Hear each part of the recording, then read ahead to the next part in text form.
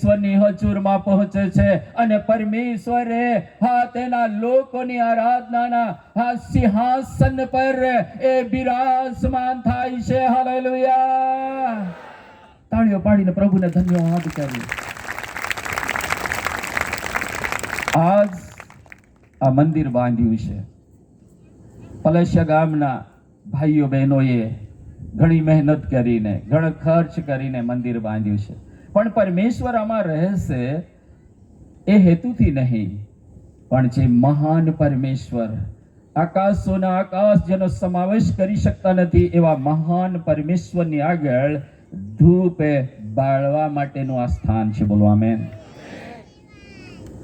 અને જ્યારે તેઓ અહીંયા આવીને આરાધના કરશે, સાચી આરાધના પરમેશ્વરની હજુરની અંદર ધૂપના રૂપમાં પહોંચશે અને પરમેશ્વર ખુશ થશે. પણ ગીત ગાઈએ છે, સ્તુતિ આરાધના ઉપર જાતી હે, આશીષ લેકર નીચે આતી હે. આ આરાધના કરવા માટેનું સ્થાન છે. નહીતર બાઇબલ પવિત્ર શાસ્ત્ર કહે છે, વહાલાઓ, હાથી બાંધેલા મંદિરમાં દેવ રહેતો નથી. એ માણસના હાથથી બાંધેલું મંદિર છે. પરંતુ આ મંદિર માત્ર આરાધના કરવા માટેની એક સગવડ છે. તો પરમેશ્વર એ કયા મંદિરમાં રહે છે? વહાલાઓ, આપણો પરમેશ્વર જેની આપણે આરાધના કરીએ છીએ એ જીવિત પરમેશ્વર છે. એવો પરમેશ્વર છે. બધા બોલો, જીવિત પરમેશ્વર. જીવિત પરમેશ્વર નિર્જીવ સ્થાનમાં રહી શકતો નથી. મૂસાને કહ્યું કે ઇસ્રાયેલ પ્રજાને કહે કે તેઓ મારે સારું પવિત્ર સ્થાન બનાવે કે હું તેઓના વચમાં રહું. આપણો પરમેશ્વર, મારા પ્રિયો, એ પવિત્ર છે અને પવિત્ર પરમેશ્વર પવિત્ર સ્થાનમાં વાસો કરે છે. એ પવિત્ર સ્થાન જ્યાં પરમેશ્વર વાસો કરવા માંગે છે, પરમેશ્વરનું ખરું અને અસલી મંદિર એ કયું છે? પરમેશ્વરે માણસોના હાથથી બાંધેલા મંદિરમાં રહેતો નથી, પરંતુ પરમેશ્વરનું ખરું મંદિર, પરમેશ્વર પોતે પોતાના હાથથી બનાવે છે અને એ મંદિર તો આપણું જીવન છે. બોલો આમેન. 1 કોરિન્થીય 3:16 વચનમાં લખવામાં આવ્યું છે, તમે દેવનું મંદિર છો. તમે દેવનું મંદિર છો. અને આ આપણા શરીરને કોણે બનાવ્યું? કોણે બનાવ્યું? દેવે બનાવ્યું. પોતાના નિવાસને માટે આ મંદિરને પરમેશ્વરે બનાવ્યું છે. અને એ જીવિત પરમેશ્વર આ જીવિત મંદિરમાં આપણા જીવનમાં રહેવા માંગે છે. અને એ પરમેશ્વર ચાહે છે કે એ પવિત્ર છે. તો આ દેવનું મંદિર પણ કેવું હોવું જોઈએ? પવિત્ર હોવું જોઈએ.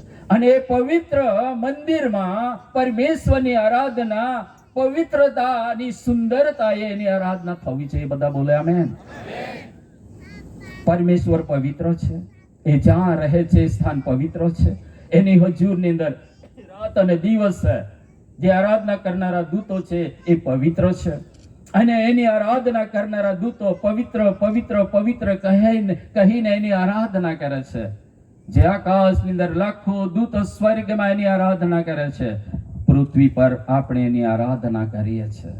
મારા પ્રિય ભાઈ અને બહેનો, યાદ રાખો, આ મંદિર હંમેશા પવિત્ર બનાવવાની જવાબદારી આપણી છે. કેમ કે બાઇબલ ત્યાં ચેતવણી આપે છે, દેવના મંદિરનો કોઈ નાશ કરશે તો દેવ તેનો નાશ કરશે. દેવના મંદિરનો આપણે નાશ કેવી રીતે કરી શકીએ? એ પવિત્ર મંદિરની અંદર જ્યારે અશુદ્ધતા, ગંદકી, પાપ, ભૂંડાઈ અને ખરાબ દુષ્ટ કૃત્યો આ શરીર દ્વારા કરીએ છીએ, ત્યારે આ મંદિરને આપણે નાશ કરીએ છીએ.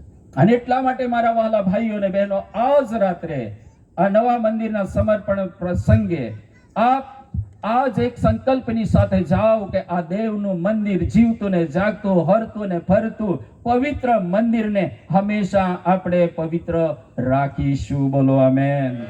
કેમ કે એમાં એ પરમેશ્વર વાસો કરે છે અને પવિત્ર મંદિરને પવિત્ર બનાવી રાખવાની જિમ્મેદારી આપણી છે. યાદ રાખો મારા વહાલા ભાઈઓ અને બહેનો, આપણને મોટી કિંમત આપીને પરમેશ્વર એના મહિમાને માટે ખરીદી લીધા છે.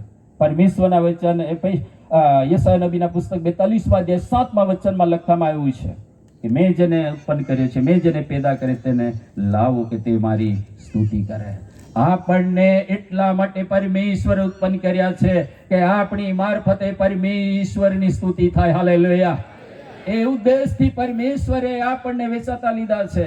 આપણને દેવ દ્વારા દેવને માટે ઉત્પન્ન કરવામાં આવ્યા છે. By the God for the God. દેવ મારફતે દેવને માટે આપણને સર્જન કરવામાં આવ્યું છે. અને એટલા માટે વહાલાઓ, આજ રાત્રે યાદ રાખો કે આ જીવતું ને જાગતું આ મંદિર, માત્ર આપણે દેવળમાં હોઈએ છીએ ત્યારે આપણે પવિત્ર દેખાઈએ છીએ, બહાર નીકળીએ છીએ ત્યારે આપણે ઘણી વખત આ મંદિરને નાશ કરીએ છીએ. એની અંદર ગંદકી નાખીએ છીએ, વ્યસનો, કુટેવો આ મંદિરમાં આપણે ઠાલવીને આ દેવના મંદિરને નાશ કરીએ છીએ. સાવધ રહો. તમે કોણ છો ભાઈઓ અને બહેનો?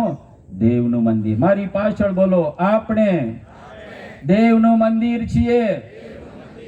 તમારા હૃદય પર હાથ રાખો અને કહો, હું દેવનું મંદિર છું. બાજુવાળાને સલામ લો અને કહો, તમે દેવનું મંદિર છો.